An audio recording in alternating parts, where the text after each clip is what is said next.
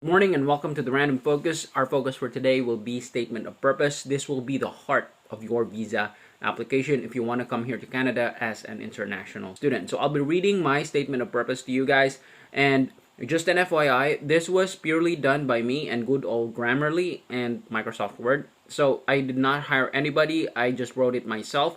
If you do consider having somebody write your statement of purpose, they are gonna ask you for some details about your life anyway. So might as well just do it yourself because that's your life, it's your experiences. You can best narrate your own story. So read along. Hope this helps. This is my statement of purpose. Here's the title and here is the addressee. Don't forget the date, guys. Here goes. Respected visa officer, I am pleased to inform you that I got into the Master in Business Administration or MBA program at University Canada West. Don't forget the DLI number. Make sure it's a DLI or a designated learning institution in Vancouver, British Columbia. The program spans 2 years, from 9th of January 2023 until 31st of December 2024. Now, these dates I got from my letter of admission or letter of acceptance from the university. These dates should match. Now I introduce myself. I am, that's my name, married to my spouse, and father to my 3 kids, son 1, son 2, and daughter 1. I write the statement of purpose to support my study permit and our temporary visa application for this endeavor. First heading, why an MBA? My interest in business started when I was an exchange student in Tokyo between year 1 and year 2. These were the years. I noticed that one beef bowl franchise, Matsuya, is within walking distance from every train station. Also, each branch operates 24/7 with minimal employees and optimal service systems. I immediately compared it to most other fast food chains where the average dining time is an hour if you include queuing to order. But in Matsuya, I was in and out in less than 10 minutes. That idea was sparked when I returned to the Philippines. I graduated in year 3 and taught general chemistry at the University 1. 3 years later, I entered the call center industry as a technical support agent in Cebu City. Matsuya came to my mind again when I struggled to eat out during our short lunch breaks. I thought, if only Matsuya were around. But the idea of actually opening one myself never crossed my mind. See, I grew up in a very employee-oriented environment. So here I introduced a problem that I will address later on in this essay. In year 4, I got recruited into network marketing and immediately realized that my sales and other soft skills needed work. I also humbly discovered my lack and the value of financial education. After reading Rich Dad, Poor Dad, where one piece of advice was to get a degree in either accounting or law, I finally accepted my parents' offer to sponsor my law education. My dad had long encouraged me to become a lawyer since my university days. So I entered the University 2 Juris Doctor program in year 5. Around the same time, I tried my luck selling life insurance as a financial advisor. However, studying law while working graveyard shifts full time in a call center and the pressure of meeting insurance sales quotas took its toll. When Super Typhoon Haiyan hit later that year, I finally decided to return to Province 1 to take a break from everything, breathe, and help rebuild our home. If you notice, you guys, I stated a problem that happened with me as I was basically burned out, right? But I phrased it in a positive way. I did not phrase it as if I'm complaining, but if you notice the tone, I am kind of complaining that, it was a hard life back then. But I tried to keep it as positive as I could. Let's move on. Still adamant about polishing my sales and business skills, I took up a master's in communication with a cognate in business at University 1 in year 6 and worked as a research assistant for communication projects to sustain my education. I got the degree only after 3 years, as I also started a family around this time. Son 1 was born in October of year 7, and spouse and I tied the knot in December of that same year. So here I introduced the reason why I took 3 years to graduate from a 2 years master's degree in the Philippines, right? I started a family. And this plays into one of Canada's desires to invite families to come over. After son 1 turned 1, spouse was hired as a seasonal food and beverage worker in the USA. Son 1 and I later followed, but shortly returned after 2 months when it became clear that living together in the US would be unsustainable at the time. I tried sales again by working in an outbound call center in Cebu City and left son 1 with our parents in province 1. However, the arrangement was unfavorable to our young family, so after completing her existing contracts, spouse returned and we settled for a stable government career. I entered the academe in year 8 by applying to a young state university in province 2. She joined the same as a part-time teacher. Despite officially hiring me as an entry-level faculty member, I got designated as the university's Innovation and Technology Support Office Manager because of my education. You see, I graduated Bachelor of Science in Chemistry, and then I had 1 year in law and shifted to Masters in Development Communication. So I was all over the place. I think that contributed. I was basically dealing with patents. So this was the other key thing on why I am applying for an MBA. The office was relatively new, and I had to establish it from the ground up. Within 2 years of intensive training from year 8 to year 9, we modestly increased the university's patent portfolio from 0 to 43 patents. Now, note here, guys, I claim 43 patents because I have evidence to back it up. If I click this one, it goes to patents.google.com, and the assignee is a university where I work through awareness campaigns and innovation workshops with university researchers. I even pitched in a few innovations myself. So here, if I click this one, it will take me to a Google Patents page where the search parameters are my name and the university that I used to work with. These are patents that I applied myself. This is to show the visa officer that I do have some skills, I am capable, and I will be an asset. I won't be a liability to the Canadian government. We also had expos showcasing the university's research products, and the feedback from participant inquirers was generally positive. So we thought it was high time for technology transfer. So don't be afraid to flex your skills and credentials, guys. Just be modest about it, but nevertheless, flex them. Flex your skills, flex yourself. Because this is your essay to shine. However, the pandemic hindered our plans.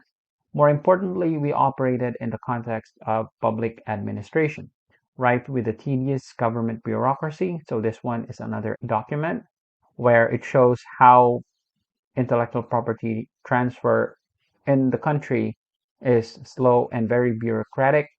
It has a lot of red tape attached to it. So I leveraged that experience into why I need a Master in Business Administration. That turned off potential licensees. In one training on IP licensing, I asked one corporate speaker about the chances of them partnering with young and small universities on research and innovation, and his response floored the audience.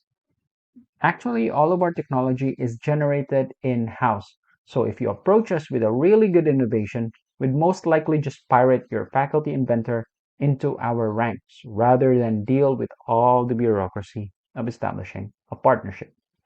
Which makes sense, right? Given how tedious it is to transfer and license intellectual property back home. I realized then that we sorely lack the know-how and empathy to liaise effective technology transfer negotiations. That honest and blunt response also made me realize that our most viable route for technology transfer is through spin-off companies. But generally, state university professors and administrators in the country are not trained to tackle the creation of spin-offs and startups, which is predominantly the realm of the private sector. So I figured, why not have my own spin-off to market these university products? I have already put my entrepreneurial dreams on hold for so long. So here I'm trying to draw connections between my desire for entrepreneurship, which started with Matsuya back in the first paragraph, Yet, despite my interest in entrepreneurship, I am not so confident that I qualify. I have already tried the school of hard knocks in attempting to learn business the do it yourself way. I figured I thrive better when formally taught.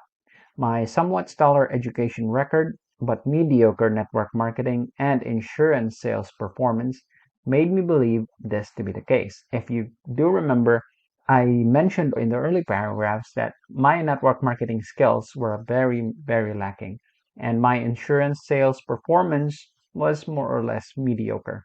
The key here is to tie everything up. Make sure that what you're writing connects to the previous thoughts that you were trying to establish. I need tremendous business acumen to pull off something like this, so I determined that getting an MBA should be my next step. However, MBAs from most Philippine universities confine themselves to local business contexts and practices. I need business education contextualized to thrive in the global economy because while intellectual property protection may be jurisdictional, that means, it's confined to country per country or state per state, its infringement and transfer potential know no boundaries. So think about why we have Coca-Cola in Canada when it originated in the US, why we have Apple in most regions of the world when they originated in one country, right? So its infringement and transfer potential know no boundaries. I also want to learn about opening businesses across borders and navigate the ins and outs of possibly franchising or adopting something like Matsuya in the Philippines. Lastly, I believe that more than what you learn, whom you learn it from and whom you learn it with is just as important. In short, I want to study business administration in an international business environment, surrounded by people who have actually walked the talk. All of these meant pursuing an MBA outside my comfort zone. So in this paragraph, I am trying to establish why not pursue an MBA in your home country? Why do I have to pursue it here in Canada, right? Because I need business education contextualized to the international arena. Because the question that you have to tackle is why do you have to invest just to get an education which you could get in your own country or in a cheaper country, right? That is the purpose of this paragraph. However, as the primary breadwinner of a young family and with COVID putting the entire world in a state of fear, I had to wait out the storm. We believed that leaving our haven for me to pursue further studies amid a pandemic was not a logical decision back then. But when the world finally began to reopen, I immediately started my research for international MBAs in early 2022, which ticked off the marks of being competent, renowned, and in an environment where theory meets practice. So, if I was able to establish here that I really need business acumen, why did I not pursue it sooner? I gave here the reason why, which is it was COVID and it was not right for me to leave yet. So the visa officer has to have his questions answered. Like, okay, this is a very compelling argument on why you need business education, but why did you have to wait? There's the answer. It was the pandemic. I couldn't leave. So why UCW or University Canada West? The Master in Business Administration at the University Canada West in Vancouver, Canada perfectly fits the bill. It is an MBA offered by a private university in a developed nation situated in a bustling international business hub. That's Vancouver, because University Canada West is in downtown Vancouver. On top of being one of only 3 universities in Canada and the only one in British Columbia granted 5 stars by QS Stars, as a private institution, UCW easily keeps abreast of the latest business and innovation trends. So I was trying to establish the edge of UCW being a private university because, as you might know, most international students tend to favor public universities. But the problem with public universities, if you think about it from a business perspective, usually it involves bureaucracy. I don't know if that is the case here in Canada, but in the Philippines, it definitely is. Usually, when you are a government, you have certain mandates, you have certain protocols that you can't just do your thing. Technically, private institutions are more flexible. I put the reason here that UCW easily keeps abreast of the latest business and innovation trends simply because they're a private university. They can operate with more freedom. And of course, I did my research on University Canada West. What are their strengths?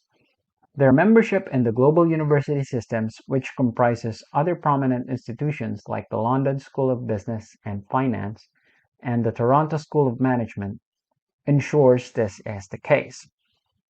In addition, they offer smaller class sizes and their faculty is well known for their hands-on experience. I got these information from the university website and the university brochure. You could get that in whatever university you are applying for, so give it a shot. Read those brochures, do your research. Some courses I particularly look forward to taking up are Management 645, Negotiation, which tied up with negotiating intellectual property licenses, Business 641, Entrepreneurship, which tied up to my desire for establishing Matsuya in the Philippines, Management or MENT 602, or Design Thinking, and Marketing 627, International Marketing. These courses are in the academic calendar. I just did a quick reading on what they are about, and I just threw in four. There are many, many courses to choose from. And you don't need to discuss what negotiation is. You don't need to copy and paste the description of design thinking. It's just a waste of page space, in my opinion. Use the page space to further your argument. If anything, you could hyperlink this to the website which talks about the course or the subject. At least a visa officer can click on it and then he or she could navigate to that and learn more about it to double check if you really know what you're talking about. But in my opinion, you don't need to copy and paste everything here. Okay. Furthermore, they are home to business students from over 100 different countries, making them a melting pot of cultures and a true hub of international business education.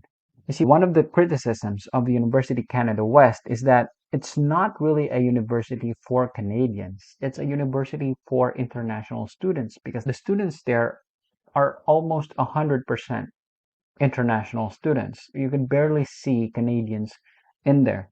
They're mostly from India, Ukraine, the Philippines, Vietnam, Pakistan, Bangladesh, all over the world except Canada. That is one of the criticisms, but I kind of played that to become an advantage. Also, the cost of acquiring an MBA from UCW is more within my means than its contemporaries. What I'm simply saying here is UCW is cheaper compared to Thompson Rivers University, which is a public university, definitely cheaper than the University of British Columbia. An MBA from TSOM would easily cost you somewhere around 80,000 Canadian dollars, right? That's double. Whereas UCW only costs me around 40,000, 39,000 to be exact. Yet their location in downtown Vancouver gives students invaluable access to a network of some of the world's largest enterprises. I mean, yeah, it's pretty self-explanatory. UCW is in downtown Vancouver, and Vancouver is a business hub. These combined grant me access to priceless education, associations, and experiences that will most definitely catapult my intellectual property career and entrepreneurship ventures. And lastly, graduate education in Canada is soundly priced compared to similar candidates I initially considered, i.e., the US, UK, and Australia. It is true, Canada is among the most affordable compared to the US, UK, and Australia, and New Zealand, if you put it in there. Canada is also convincingly safer, consistently sitting at the top among nations regarding quality of life, and Vancouver is in a somewhat milder climate zone. Canada is known for its notorious winters, but Vancouver is in a milder climate zone. It's not that cold here compared to, say, Calgary or Edmonton or Saskatchewan, right? These are generic reasons, but I just wanted to throw it in there because if you're that competent or that qualified, why didn't you go for the US? Why didn't you go for Australia or New Zealand? And I would say Canada is more affordable. And of course, finances is a factor. Why I need my family. Now, with spouse in the USA, son 1 in province 1, and me working night shifts, telemarketing in Cebu City while conducting my graduate thesis, year 7.5 was the worst year of my life. I never want to experience that anxiety and loneliness again. I am confident in my academic aptitudes, but I'm not fond of the thought of being separated from them again. Now that we have since become a family of 5, we live together, we travel together. And this is also why we waited until we had adequate resources before embarking on this adventure. So again, this is just reason on why I need my family. You can be emotional here, guys. You don't need to shun away emotion. I mean, it's not easy to be split away from your family, and it will never be easy. I've done that. I've tried that. We've tried that. So that was the primary reason on why I need my family. Funding my studies, I qualified for UCW's financial aid worth 7,000 Canadian dollars. This is the Southeast Asia Grant. If you are considering the University Canada West and you are a citizen of a member of the ASEAN nations, you are automatically qualified for $7,000 worth of scholarship. That will be taken off your tuition. And I think the reason why they're doing this is because they're trying to encourage more ASEAN international students. The reason being, a good percentage of their students comes from South Asia, India, Pakistan, Bangladesh, these regions. So they're trying to encourage more diversity and they're trying to invite more students from certain regions around the globe. They're also trying to invite students from South America. There's a scholarship specifically for South America. And you would be very fortunate if you are looking at UCW and coming from one of these countries. And I also paid the tuition deposit of 3,000 Canadian dollars, which offsets my total program costs to just a little over $30,000. Actually, if you add it all up, that's 7,000 plus 3,000 plus 30,000. The total program fee would be 40,000. However, I qualified for 7,000 Canadian dollars and I already paid 3,000. So that's just 30,000 to show proof of funds for. Also, I have accrued modest funds of around 32,400, which is around 1.3 million pesos in my bank account. And I opened a GIC with Simply Financial worth 15,000. If you want to know what a GIC is, you can just YouTube it. There's lots of tutorials on what a GIC is. I might make another video on what a GIC is, how I opened mine, and why did I go with Simply Financial. So yeah, in addition, my mom will sponsor my school expenses and the day-to-day finances of my family in Canada with 114,000 Canadian dollars of her funds. Now, fortunately for me, my mom just retired, so she has a lump sum which she can show documents for that she got the money legitimately and she could fund my education. So that's what I stated here. But these $114, 14,000 Canadian dollars, which is around 4 million, 3 million Philippine pesos, these were in her bank account. She just showed me a bank certificate and that's that. The money did not leave her bank account. Thus, I am confident I have sufficient accessible finances, around 168 Canadian dollars, to cover my studies and temporary stay in Canada with my family. Now, if you note here, guys, I simplified all the figures and just put down Canadian dollars. Okay, everything is in Canadian dollars because think about this, the visa officer has to go through lots and lots of applications and they have no time to do the conversions themselves. So please simplify their life and they might grant you that sweet yes because you simplified their life by making it easier for them to understand. I mean, their mind works in terms of Canadian dollars, not in Indian rupees, not in Philippine pesos, not in Mexican pesos. Okay, so do the conversion yourself, make their lives easier. Future plans and home ties. This is where I got a bulk of my questions from. How, why, what were your home ties? How did you prove that you were going to go home? Here it is. An international MBA and Canadian work experience will significantly enhance my career prospects in the Philippines. Therefore, after obtaining my UCW MBA and gaining international business experience post-graduation, I will return to the Philippines with the primary goal of rejoining the academe. If you notice here, I did say gaining international business experience post-graduation. I did not explicitly say that I will apply for a postgraduate work permit because that's already implied. If you are studying in a designated learning institution, that's already implied. So you are definitely here to stay for work. But it's not advisable to explicitly say that because that would sound that you're here to stay for good. You're here to immigrate, which is not the main purpose of a temporary visa, a study permit. You're primarily here to study. Okay? That's one way of wording it. After obtaining my MBA and gaining international business experience post graduation, just subtly let it pass.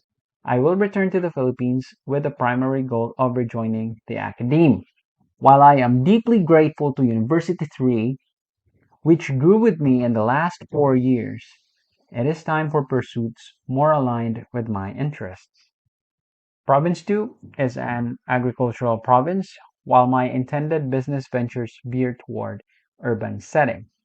I intend to seek employment in Cebu City University. So these are just plans, lofty plans that I have after 2 years. Join their intellectual property unit and help foster academe industrial linkages in innovation and technology transfer.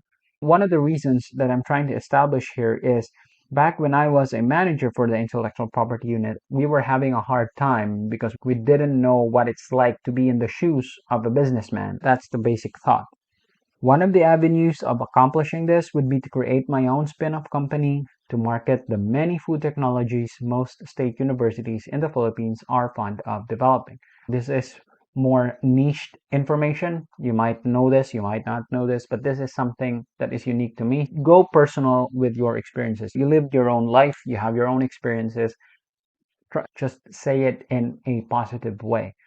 Philippine academia has many talented researchers who produce export-level technologies. I know, I've witnessed this firsthand. Still, most of these patents end up as mere certificates for promotions and never see the market, which is a harsh and sad truth. Visiting Hong Kong for an IP conference in year 10 exposed me to the possibilities of selling such food products internationally. We simply need the proper vehicle, i.e. a willing licensee, which I intend to accomplish with my spin-off. Conversely, an international MBA opens doors for product management positions among Philippine multinational companies like Jollibee Food Corporation and Sanbiga Brewery Inc., among others. Yeah, it is a lofty. It's like Google and Apple here in the U.S. You want to work there, but yeah, why not? I mean, this is an alternative. So it's also an open option because salaries from these companies are easily into the lucrative six-digit range in terms of Philippine pesos. I also aim to complete my Philippine law degree at the university too. Remember, I do have 1 year of law degree back in a certain year, which I did not finish and, because I got burned out, and grant my father's wish. I re-enrolled at University 2 in 2021 because of the shift to online classes. But Typhoon Rai, or local Odette, devastated Province 2's power grid and internet infrastructure in December of that same year. So I had to put my law education on hold again. I mean, what's with law and typhoons? Whenever I take up law, a super typhoon suddenly devastates the province that I'm in. Anyway, next time I will be there to attend classes and get my degree certificate in person. The beauty of legal education is that you can take it at any age without discrimination, and seniority even seems to be a plus factor for lawyers. So law can wait for now. Now, why did I rant about this? What's the purpose of this paragraph? I am trying to establish here that I still have unfinished business to come back to the Philippines and finish my law degree, grant my father's wish. So that's also another question that the visa officer might have. You already have a law degree. Why don't you just push it? Why are you getting an MBA and not a law degree? This is the reason that law can wait, but MBA cannot. That's the line of thinking there. Once I'm a full-fledged Philippine lawyer with my international MBA and experience, I will finally open my version or franchise of Matsuya in Cebu City to cater to its many call center agents. Remember, I was once a call center agent who complained that Matsuya is not around. I put it back here, so I kind of plugged the hole there. It is perfect for employees who need a quick but satiating meal. If you ever go to Japan, guys, try Matsuya. It's really fast and really satiating. Cebu City is just one ferry ride from the province of Province 1 and is the urban hub of central Philippines. Coupled with the above reasons and my nostalgia after working there for close to 4 years, I believe it is the best place to settle down at the peak of my career and start a few business ventures.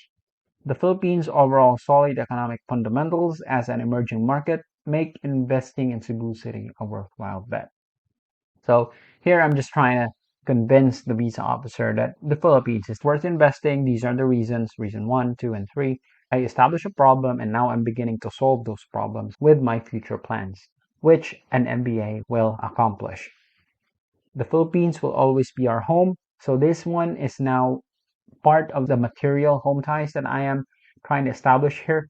If you notice here, the first few paragraphs are my future plans because your future plans will be your strongest home tie. You have to establish in your future plans that you really have something to go back to. You have a concrete plan when you come back. Like there's money to be made. There's unfinished business to be completed. These are future plans that you can establish because I'm basically uprooting my family from the Philippines. I'm bringing my family along with me. The first few paragraphs of your future plans will help concretize the fact that your primary business in Canada is really just to study. So these are just secondary. The documents don't have to be really strictly standard. Most of these hyperlinks are just screenshots. I mean, I did not get an official certification from Call Financial. For example, the small parcel of land in Province 2, it's not even in our name, but we do have a deed of sale. So my name is in the deed of sale, not in the certificate of title. So again, these are just secondary documents, material things that you can come back to in the Philippines. Since this is just secondary, it managed to push through. Our visas were approved, where we intend to build a rest house and our eventual retirement home. In addition, I have assets I could mostly enjoy only in the Philippines, i.e., 2 variable unit-linked life insurance policies with AIA Pilum Life and a couple of brokerage accounts with Call Financial. So these life insurance policies and brokerage accounts, these were just screenshots of my online portal containing a humble stock portfolio. I will continue my contributions towards maintaining these assets even while in Canada. I also benefit from government social security as an active member of GSIS, PhilHealth, and Pag-ibig. I do have accounts on these, but I wasn't actively contributing to them. There are questions that I do see on forums. Do I have to be an active contributor and does it have to be X number of years? No, you don't have to. You just show them that you have an account with them. Just a screenshot of your account. It doesn't have to be an official certificate from these. So here we go. We go a little personal here. This is just, to establish and to deepen the anchor. Besides, I still plan to properly marry my wife in a Philippine Catholic church. We had a civil wedding in year 7 after son 1 was born, but it has always been my aging in-laws' dream to walk their daughter down their local Catholic church aisle. Also, spouse's childhood dream is to be a professional dance fitness instructor in the Philippines and have her own dance studio, which is true. As a PE teacher, experiencing firsthand how PE as a course is not as prioritized, she is an avid advocate for fitness and wellness among children and young Filipino moms. Currently, she moonlights as a Zumba instructor, and we are working on building her social media marketing. I hope to make that dream happen with the requisite business expertise by being her business manager while she concentrates on her passions, teaching and dancing. Lastly, we will definitely return to be close to our parents and in-laws, who are now in their senior years. My parents recently crossed the 60-year-old mark, while my in-laws are in their 70s. We owe them so much, and I believe that time is the one resource we can never take back. I want my children to grow up with their grandparents' love and affection while it is still available. So yeah, play to the emotions of the visa officer. Well, not play to the emotions. These are truths, okay, guys. These are true statements. But what I'm saying here is these statements would also work. I mean, they're true and they also work. So the most important home tie would be your future plans. Next would be the materials, and then would be the emotional home ties. Of course, you could argue that emotional would be more stronger, like your parents, and the reasons why you're gonna come back home is stronger than the material home ties. It's just that the material home ties are easier to prove. You have documentations, screenshots. That's why the hierarchy. Travel history and declaration. I have traveled to Japan, the US, and Hong Kong. I also visited Singapore and Vietnam a couple of times. In all my international travels, I have never overstayed my welcome and always followed my destination country's laws.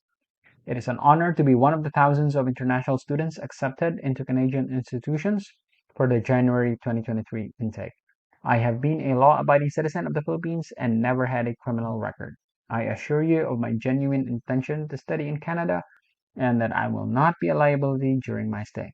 Further, we promise to follow all the conditions stipulated in our permits and uphold all the laws in Canada. Thus, I pray that you approve my study permit and our temporary visa application. This statement of purpose is 4 pages. I had to make it 4 pages. I tried to compress it into 4 pages because if you notice, I graduated with a degree in chemistry, shifted to law, and then to development communication. So I had to find reasons to tie it all up and make sure that it makes a whole narrative. So there it is, guys. This is the statement of purpose that I did. We were approved in 15 days. This is the heart of your visa application. We're a family of 5. Sincerely, that's me. Of course, you need to sign it off. That's my statement of purpose. Hope you found this helpful.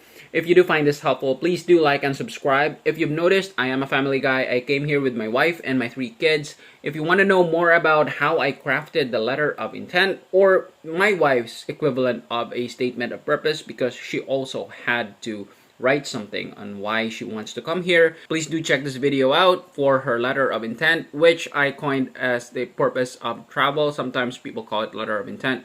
Anyway, click it right here.